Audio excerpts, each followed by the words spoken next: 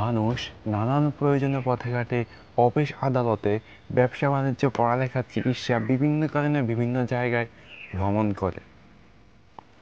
চলার পথে অসংখ্য মানুষের ভিড়। এই ভিড়ের মাঝে কে সাধু কে চোর, ভালো মন্দ কালো সাধু মানুষ চেনার উপায় নাই। প্রত্যেকটা মানুষই তো ভালো, কিন্তু ভিতরে যদি রূপ থাকে ভিন্ন, তাহলে দোষটা কারো দিয়ে লাভ নাই। সচেতন হতে হবে নিজেকে, চোখ কান খোলা রেখে চলতে হবে পথে ঘাটে। এমন একটি অপরাধ চক্রের কথা বলবো, যার নাম হচ্ছে অজ্ঞান পার্টি।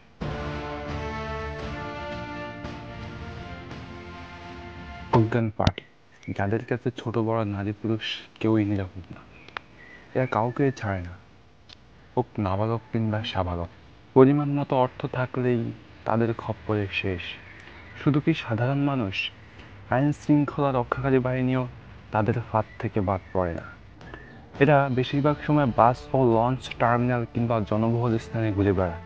এরা খাবার কিংবা পানির সঙ্গে চেতনানাশক ঔষধ কিংবা রুমালের সাথে মিশিয়ে নাকের কাছে ধরে অজ্ঞান করে সব লুটে নেয়। সবচেয়ে উদ্বেগের বিষয় হলো, অজ্ঞান পার্টির সদস্যরা বেশি মাত্রায় চেতনানাশক ওষুধ ব্যবহার করায় অনেকের মৃত্যু ঘটে। আর যারা বেঁচে যায় তাদের পাকস্থলী, লিভার, কিডনি, ফুসফুস ও মস্তিষ্কে মারাত্মক ক্ষতি হয়। অজ্ঞান পার্টির প্রধান টার্গেট হচ্ছে সাধারণ যাত্রীরা, তাই তারা বিভিন্ন স্থানে ছদ্মবেশে ছড়িয়ে ছিটিয়ে থাকে। এরা এমনভাবে চলাফেরা করে সাধারণ মানুষ কোনোভাবেই বুঝতে পারে না। মানুষের এই দুর্বলতার সুযোগ নিয়েই তারা মানুষের ক্ষতি করে।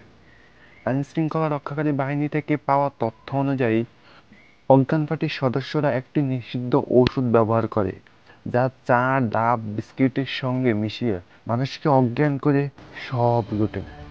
সুতরাং রাস্তাঘাটে কিংবা যানবাহনে চলাচলের সময় দেখে শুনে খাবার খান।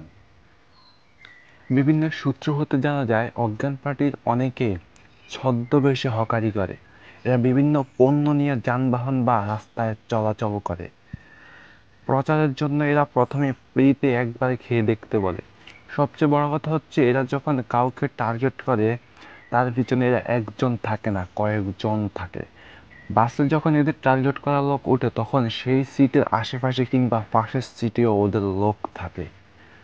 আর হকার যখন ফ্রিতে খেতে দেয়, তখন অজ্ঞান পার্টির সদস্য যে পাশের সিটে বসে, সে আগে খেয়ে টার্গেট করা ব্যক্তিকে উৎসাহিত করে। তাই রাস্তাঘাটে হকার থেকে কোনো জিনিস কিনতে সাবধানে কিনবে। কিন্তু সব হকার যে অজ্ঞান পার্টির সদস্য এটা না। রাস্তা বা যানবাহনে অনেকে চা, পান, বিড়ি, সিগারেট ইত্যাদি অনেক পণ্য বিক্রি করে। এরা সব কিন্তু অজ্ঞান পার্টির সদস্য না। প্রথমে আপনি নিজেকে নিজে প্রশ্ন করেন, অজ্ঞান পার্টির লোক আপনাকে টার্গেট করবে কিনা। আপনার কাছে এমন কিছু আছে কিনা যার জন্য আপনাকে অজ্ঞান পার্টির লোকেরা টার্গেট করতে পারে। যদি না হয়, তাহলে আপনি যে কোনো হকার থেকে পণ্য কিনতে পারেন।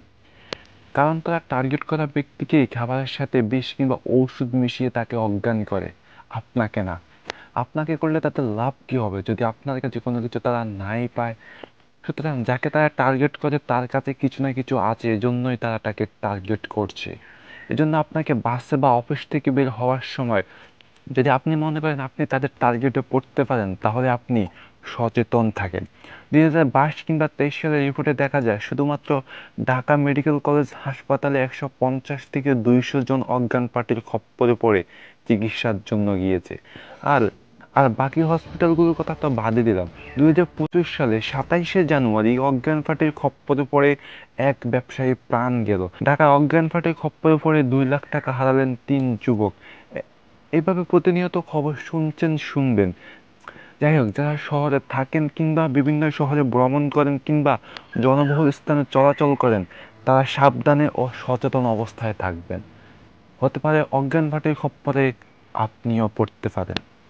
তাই রাস্তাঘাটে কিংবা যানবাহনে জনবহুল স্থানে চলাচলের সময় কয়েকটা জিনিস সাবধানে ও সচেতন নিয়ে থাকবেন। নাম্বার 1 হচ্ছে, যানবাহনে চলাচলের সময় সচেতন থাকবেন।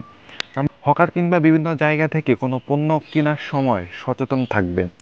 বাসা বা অফিস থেকে বের হওয়ার সময় গুরুত্বপূর্ণ কোনো জিনিস থাকলে সাবধানে চলাচল করবেন।